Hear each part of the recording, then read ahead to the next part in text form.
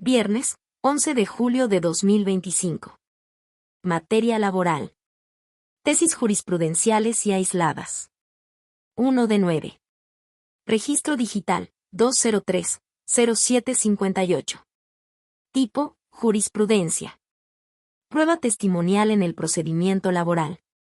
Si la parte trabajadora omite mencionar en su demanda los hechos que pretende demostrar, el juzgador debe prevenirla para que subsane esa irregularidad. Hechos. Los tribunales colegiados de circuito contendiente sustentaron criterios contradictorios al analizar si procede desechar la prueba testimonial cuando la parte trabajadora omite señalar en la demanda los hechos sobre los que se referirán los testigos y lo que se busca probar. Criterio jurídico. La segunda sala de la Suprema Corte de Justicia de la Nación determina que cuando la parte trabajadora no menciona en la demanda los hechos que pretende demostrar con la prueba testimonial, el juzgador debe prevenirla para que subsane esa omisión, y no desecharla. Justificación. De la interpretación sistemática y correlacionada de los artículos 776, fracción 3, 872, fracción b, y 873 de la Ley Federal del Trabajo se advierte que, a. La prueba testimonial es uno de los medios de convicción que pueden ofrecerse en el juicio laboral, b. Las pruebas se ofrecen con el escrito inicial de demanda y deben relacionarse con los hechos que el oferente pretende demostrar. C. Cuando la parte trabajadora es la actora en el juicio natural, el juez puede prevenirla cuando advierte irregularidades en el escrito de demanda, y d. El que la prueba testimonial no se encuentre correlacionada o no mencione los hechos que se pretenden demostrar, puede considerarse una irregularidad. Así, el juzgador debe prevenir a la parte trabajadora para que subsane esa irregularidad, pues no hacerlo actualizaría una violación procesal. Segunda sala. 2 de 9. Registro digital, 203-0764. Tipo, jurisprudencia. Sentencias dictadas en conflictos individuales en materia laboral. Para su validez basta que las firme la persona juzgadora. Hechos. Los tribunales colegiados de circuito contendiente sustentaron criterios contradictorios al analizar si es válida la sentencia del juicio laboral firmada solo por la persona juzgadora, o si es necesaria también la firma de la persona secretaria instructora. Criterio jurídico. El Pleno Regional en Materias Penal y de Trabajo de la Región Centro-Sur, con residencia en la Ciudad de México, determina que para la validez de las sentencias dictadas en conflictos individuales en el juicio laboral basta que las firme la persona juzgadora, sin necesidad de que también las signe la persona secretaria instructora o algún otro funcionario. Justificación. A partir del nuevo modelo de justicia laboral derivado de la reforma constitucional de 24 de febrero de 2017 y su instrumentación de 1 de mayo de 2019. Así como del análisis sistemático de los artículos 3, ter, fracción b, 610, 720, fracción 4, 721, primer párrafo, 837, 839, 840, 857, 871, 873J y 894 de la Ley Federal del Trabajo. Se advierte que el tribunal, entendido como la persona juzgadora, por ser la figura central del proceso, es la encargada de dirigirlo, presidir íntegramente las audiencias y emitir la sentencia que dilucida un conflicto individual laboral, y signarla como requisito de su validez formal. Esto responde al objetivo de garantizar una justicia laboral más accesible, pronta y eficaz, sustentada en los principios de inmediación, oralidad, celeridad y concentración. Por lo que no tiene sustento exigir la intervención de la persona secretaria instructora. Por tanto, la intervención directa de la persona juzgadora garantiza la autenticidad y validez de la sentencia, de modo que la Ley Federal del Trabajo no prevé como requisito la firma del secretario instructor, lo cual confirma que su participación es de carácter auxiliar. Exigirla como condición de validez no solo contraviene el texto legal, sino además obstaculiza la operatividad del sistema al exigir un formalismo que no prevén los artículos 838 y 839 de la Ley Federal del Trabajo. Lo anterior no significa que sea inválida la sentencia signada también por la persona secretaria instructora. Pleno Regional en Materias Penal y de Trabajo de la Región Centro-Sur, con residencia en la Ciudad de México. 3 de 9. Registro digital, 203-0765. Tipo, jurisprudencia. Suspensión en amparo directo en materia laboral. Procede concederla sin necesidad de garantizar la subsistencia de la parte actora, si goza de una pensión jubilatoria cuya nulidad demanda. Hechos. Los tribunales colegiados de circuito contendiente sustentaron criterios contradictorios al pronunciarse sobre la suspensión en amparo directo para garantizar la subsistencia de la parte actora cuando goza de una pensión jubilatoria otorgada con base en el contrato colectivo de trabajo de Petróleos Mexicanos. Mientras que uno consideró innecesario garantizarla, porque el ingreso proveniente de la pensión asegura su sostén, el otro concluyó que al reclamar la reinstalación, necesariamente debe garantizarse su subsistencia, aun cuando esté gozando de la pensión. Criterio jurídico. El Pleno Regional en Materias Penal y de Trabajo de la Región Centro-Sur, con residencia en la Ciudad de México, determina que procede la suspensión por la totalidad de la condena sin necesidad de garantizar la subsistencia de la parte actora, si ésta goza de una pensión jubilatoria cuya nulidad demanda. Justificación. El artículo 190, párrafo segundo, de la Ley de Amparo establece, tratándose de laudos o de resoluciones que pongan fin al juicio, dictados por tribunales del trabajo, la suspensión se concederá en los casos en que, a juicio de la persona titular de la presidencia del tribunal respectivo, no se ponga a la parte trabajadora en peligro de no subsistir mientras se resuelve el juicio de amparo, en los cuales solo se suspenderá la ejecución en cuanto exceda de lo necesario para asegurar tal subsistencia. Al respecto, la Segunda Sala de la Suprema Corte de Justicia de la Nación, en la jurisprudencia 2A/J 94/2018, décima, de rubro. Suspensión en amparo directo en materia de trabajo. Respecto del excedente que asegure la subsistencia del trabajador, el quejoso debe otorgar garantía para reparar los daños y perjuicios que pudieran ocasionarse con la concesión de aquella. Señaló que la expresión en peligro de no subsistir representa una cláusula de protección a la parte trabajadora. Cuando la patronal promueve amparo contra el laudo o sentencia en el que se le condena a entregar a la parte actora una suma de dinero, debe analizarse si ésta carece de los medios necesarios para su sustento y, en ese caso, negar la suspensión para ello. Tratándose de las personas jubiladas, la autoridad responsable debe otorgar a la parte patronal la medida cautelar por la totalidad de la condena, sin necesidad de salvaguardar la subsistencia, porque ésta se encuentra garantizada a través de la pensión. No obsta que en una sentencia o laudo se condene a la reinstalación con motivo de la pretensión ejercida por la persona que se encuentre jubilada, dado que seguirá gozando de la pensión mientras se resuelve el juicio, la cual dejará de percibir una vez que sea reinstalada y cobre sus salarios por la labor desempeñada. Pleno Regional en Materias Penal y de Trabajo de la Región Centro-Sur, con residencia en la Ciudad de México. 4 de 9. Registro Digital, 203-0738. Tipo, jurisprudencia. Competencia para conocer y resolver los conflictos laborales suscitados entre Diconsa, SADCB, y sus trabajadores. Corresponde al Tribunal Federal de Conciliación y Arbitraje. Hechos. Los tribunales colegiados de circuito contendiente sustentaron criterios contradictorios al resolver conflictos competenciales para determinar el órgano competente para conocer de las controversias laborales entre Diconsa, SADCB, y sus trabajadores. Mientras que uno sostuvo que es un Tribunal Laboral Federal de Asuntos Individuales, por tratarse de una sociedad mercantil con fines de lucro, administrada en forma directa o descentralizada por el gobierno federal.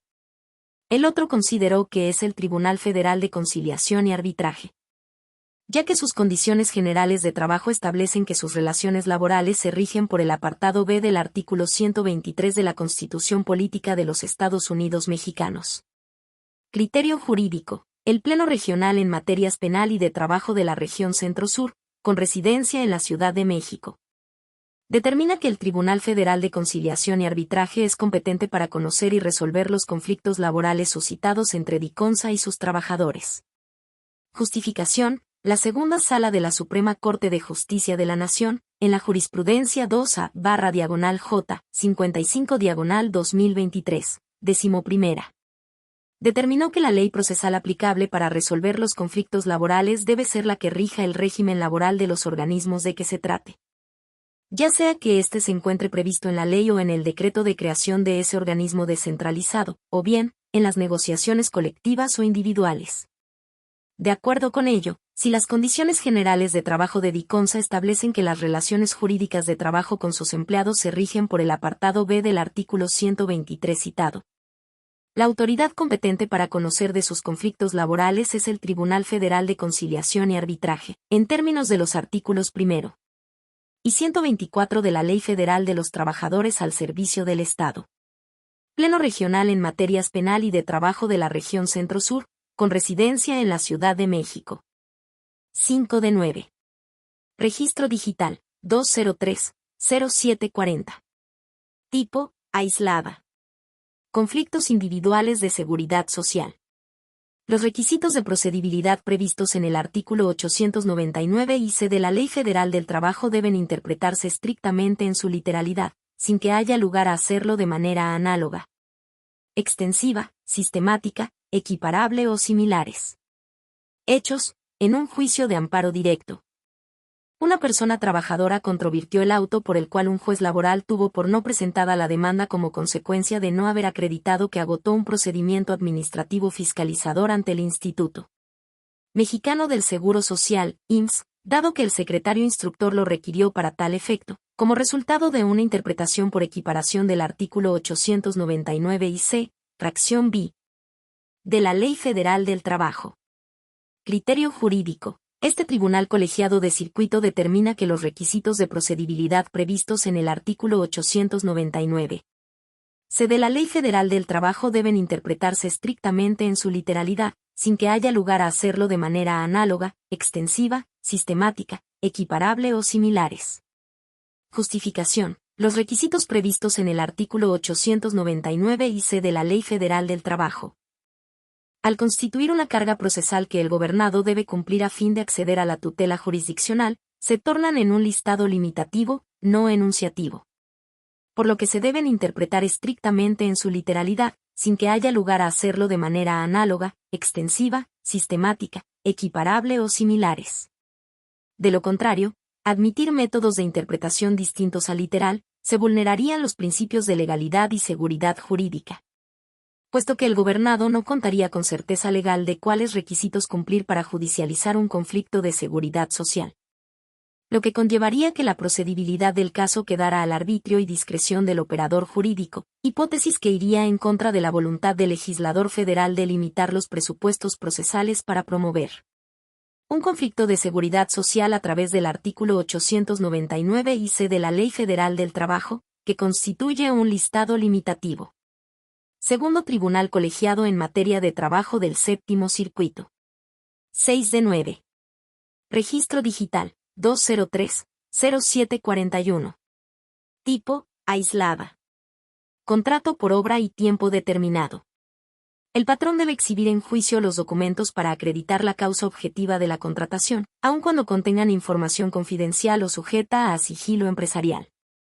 Hechos. En un juicio laboral la parte patronal sustentó la contratación por obra y tiempo determinado de su trabajador en diversos pedidos, órdenes de trabajo o contratos celebrados con sus clientes. Sin embargo, manifestó encontrarse imposibilitada para exhibirlos, argumentando que contenían información confidencial o sujeta a sigilo empresarial.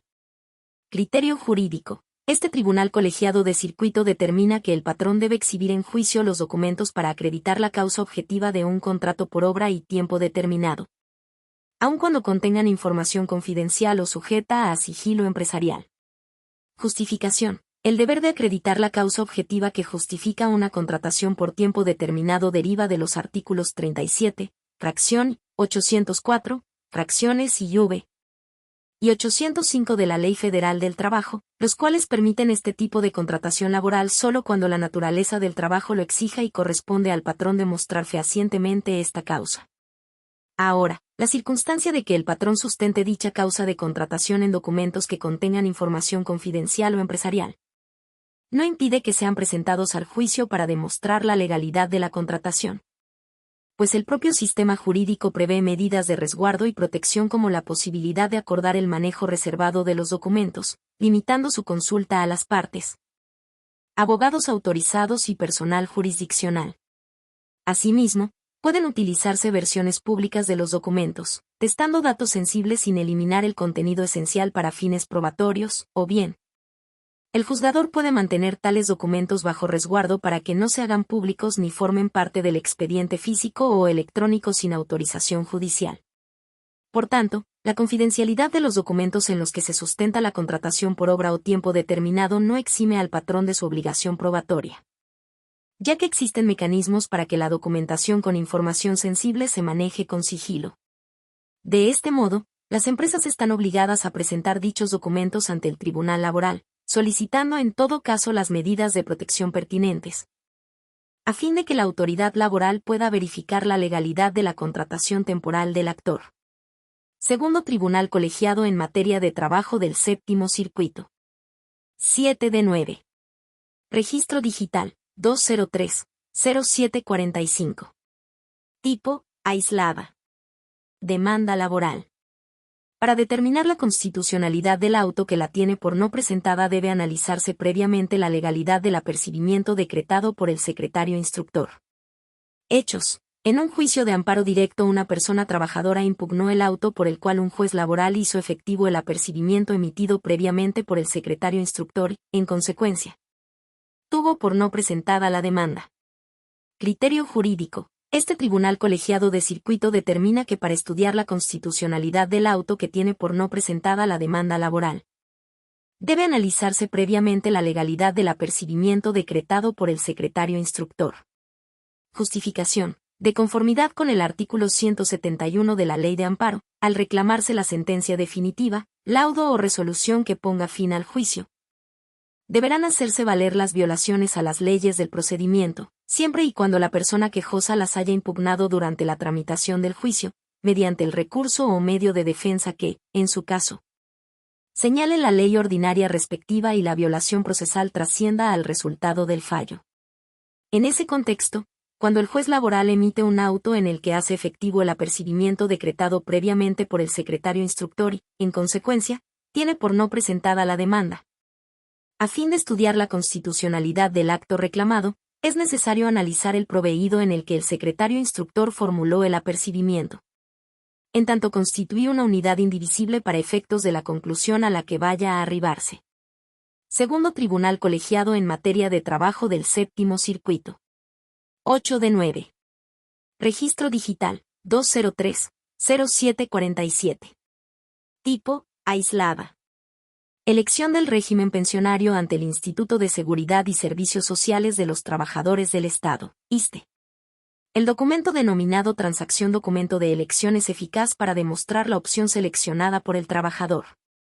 Hechos. Un asegurado del Instituto de Seguridad y Servicios Sociales de los Trabajadores del Estado, ISSSTE, demandó la nulidad de la elección del régimen pensionario de cuentas individuales, por no haber ejercido dicha opción.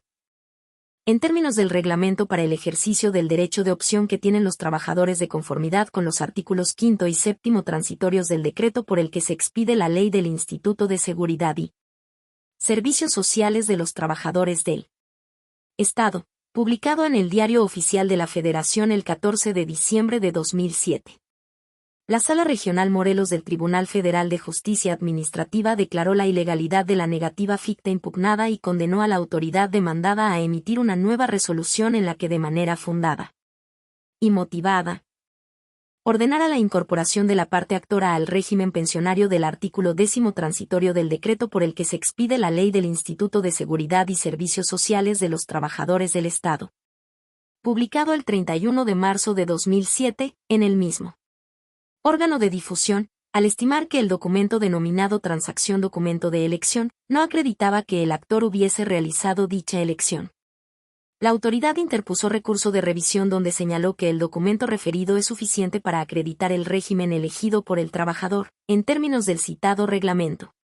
Criterio jurídico. Este tribunal colegiado de circuito determina que la autoridad demandada, con el documento denominado transacción documento de elección, cumple su carga probatoria para acreditar que la elección que se señala en dicho registro electrónico, se presume que corresponde al documento de elección del trabajador, de conformidad con el artículo 42 del referido reglamento, ya que la veracidad de esa elección es responsabilidad de la dependencia que remitió la información al Instituto.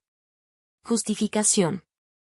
El artículo 35 del reglamento mencionado establece que a fin de respetar el ejercicio del derecho de opción de los trabajadores para elegir su régimen de pensión en los términos del artículo 7º transitorio.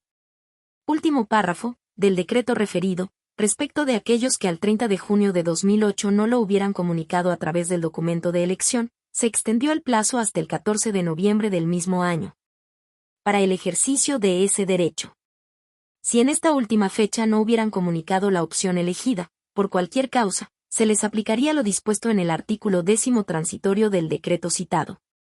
Con acceso al resto de las prestaciones y seguros contenidos en la ley. Los trabajadores que no presentaron solicitudes de revisión o no ejercieron su derecho de opción al 30 de junio de 2008, pudieron solicitar directamente ante el Instituto la revisión de su tiempo de cotización. Fecha de nacimiento o sueldo básico. Las dependencias y entidades debieron poner a disposición del Instituto la relación electrónica, a través de los formatos y procedimientos establecidos en el SIRI. Sistema de recepción de información administrado por las empresas operadoras de la Base de Datos Nacional SAR, a más tardar el 20 de julio de 2008. En los casos en que los trabajadores hayan ejercido su derecho de opción y a más tardar el 28 de noviembre de 2008, para los que lo hubieran ejercido al 14 de noviembre de ese año. El Instituto, a más tardar el 31 de julio de 2008, debió entregar a la Secretaría de Hacienda y Crédito Público la lista de los trabajadores que hubieran ejercido su derecho de opción al 30 de junio del mismo año y a más tardar el 28 de noviembre. La de los trabajadores que hubieran ejercido su derecho de opción al 14 de noviembre del año referido, especificando, y, los trabajadores que optaron por bonos de pensión. 2. Los trabajadores que optaron por el régimen previsto en el artículo 10º transitorio del decreto, y 3. El número de solicitudes de revisión pendientes de resolución. La dependencia en la que labora el actor demostró la existencia de la relación electrónica, la cual refleja que optó por el bono de pensión. Pues tal como lo establecen los artículos 41 y 42 del reglamento para el ejercicio del derecho de opción referido, la dependencia es la responsable de la veracidad de la información que entregó. Aunque el artículo 43 establece que la dependencia en que labora el actor estaba obligada a poner a disposición del propio instituto el original del documento de elección de los trabajadores, a más tardar el 30 de noviembre de 2008, respecto de los que eligieron dentro de los primeros 6 meses del año. Esto no significa que la relación electrónica carezca de idoneidad y de valor pleno para demostrar que el trabajador optó por el bono de pensión, ya que se desconocería la obligación de las dependencias de elaborar esa relación electrónica y de cerciorarse de la veracidad de la información que remitan al Instituto. Segundo Tribunal Colegiado en Materias Penal y Administrativa del 18º Circuito. 9 de 9. Registro Digital, 203-0757. Tipo, aislada. Prescripción en materia laboral. Plazo para ejercer la acción por despido de los trabajadores al servicio del Estado de Veracruz que fueron separados del empleo durante el periodo de la emergencia sanitaria por COVID-19. Hechos. Un servidor público del Estado de Veracruz demandó, entre otras prestaciones, su reinstalación con motivo del despido injustificado del que adujo fue objeto el 15 de abril de 2020. Por su parte, la entidad pública al contestar la demanda opuso la excepción de prescripción prevista en los artículos 100 y 101 de la Ley número 364 Estatal del Servicio Civil de Veracruz. Pues alegó que transcurrió en exceso el plazo de 2 meses para promover su demanda en tanto que se presentó hasta el 21 de septiembre de ese año. El Tribunal de Conciliación y Arbitraje declaró fundada la excepción de prescripción y determinó absolver de la acción principal. Criterio jurídico. Este tribunal colegiado de circuito determina que con motivo de la emergencia sanitaria por COVID-19 y conforme al comunicado febrero de 2020 y las circulares 7, 8, 11, 13, 14 y 15, signadas por la titular del Poder Judicial del Estado de Veracruz, que derivaron en los acuerdos de presidencia de 17 de marzo, 16 de abril, 29 de abril y 28 de mayo de 2020, el Tribunal de Conciliación y Arbitraje suspendió los plazos del 18 de marzo al 17 de abril, del 20 de abril al 5 de mayo, del 6 al 29 de mayo y del 1 al 30 de junio, todos de 2020, pero de los proveídos de 30 de junio, 1 y 31 de julio, 17 y 31 de agosto, todos de 2020. Se aprecia que a partir del 1 de julio de ese año se inició la recepción de demandas laborales y promociones iniciales. Por lo que el plazo de 2 meses para promover demandas debe computarse a partir del 1 de julio al 31 de agosto de 2020. Luego, si se promovieron demandas fuera de ese plazo, la acción se encuentra prescrita. Justificación: de conformidad con el artículo 101, fracción 2, inciso C, de la Ley número 364 estatal del Servicio Civil de Veracruz. El plazo de 2 meses para la presentación de demandas durante el periodo de la emergencia sanitaria por COVID-19 debe computarse del 1 de julio al 31 de agosto de 2020. Precisamente porque el Tribunal Burocrático suspendió los plazos del 18 de marzo al 17 de abril, del 20 de abril al 5 de mayo, del 6 al 29 de mayo y del 1 al 30 de junio. Todos de 2020, de ahí que no podía contarse el plazo de 2 meses a partir del día siguiente del rompimiento de la relación laboral, 15 de abril de 2020, sino a partir del 1 de julio del referido año, fecha en que se inició la recepción de demandas laborales y promociones iniciales ante la autoridad responsable. Esto es, en los precitados proveídos expresamente se establecieron que no corrían términos procesales, pero no así respecto de los plazos para la promoción de la demanda laboral. Bajo el entendido de que a ese propósito no resulta aplicable la diversa normativa que expidió el Consejo de la Judicatura Federal, que no necesariamente se empató con las disposiciones del Poder Judicial local al que pertenece el Tribunal de Conciliación y Arbitraje del Poder Judicial del Estado de Veracruz. Segundo Tribunal Colegiado en materia de trabajo del Séptimo Circuito.